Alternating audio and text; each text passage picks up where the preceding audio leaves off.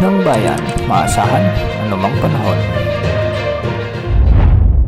Magandang araw po sa ating lahat. Narito na ang latest update sa magiging lagay ng ating panahon sa mga oras na ito at sa mga susunod pang mga araw. Sa ngayon, patuloy na nakakaapekto ang habagat sa bahagi ng Luzon at sa kanlurang bahagi ng Visayas, at sa mga susunod na araw ay posibleng mas umiral muli ang malawakang mga pag-ulan dulot pa rin ng mas pinalalakas na habagat. Ngayong araw, asahan ang maulap na kalangitan na may mga kalat-kalat na pag-ulan at thunderstorms sa Metro Manila at nalalabing bahagi ng Luzon, dulot ito ng habagat. Posible ang banta ng mga biglang pagbaha o pagguho ng lupa kung may mga umiiral ng katamtaman at minsan ay malalakas na pag-ulan. Samantala, habagat pa rin ang magdadala ng bagyang maulap hanggang sa maulap na kalangitan na may mga isolated rain showers and thunderstorms sa may western Visayas, dulot ito ng habagat at posible rin ang banta ng mga biglang pagbaha o pagguho ng lupa kung may mga umiiral na severe thunderstorms. Para naman sa nalalabing bahagi ng ating bansa ay magiging bagyang maulap hanggang sa maulap naman ang mga kalangitan, may mga isolated rain showers and thunderstorms dulot ng mga localized thunderstorms. Hindi rin inaalis ang banta ng mga biglang pagbaha o pagguho ng lupa, lalo na kung may mga umiiral na mga malalakas na pag-ulan o severe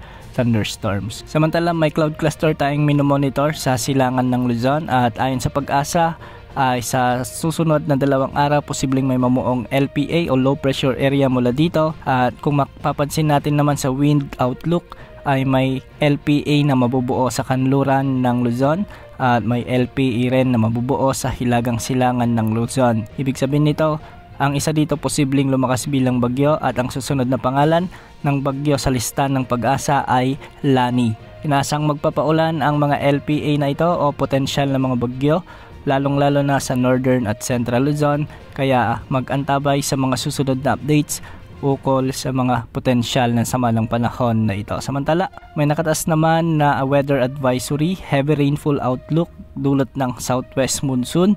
Mula ngayong araw hanggang bukas, posibleng makaranas ng mula 50 hanggang 100 mm na pag-ulan ang mga lalawigan ng Ilocos Sur, La Union, Pangasinan, Benguet at Zambales. Kaya pinag-iingat natin ang mga kababayan natin sa nabanggit na lugar sa posibleng maging epekto ng mga pag-ulang dulot ng habagat.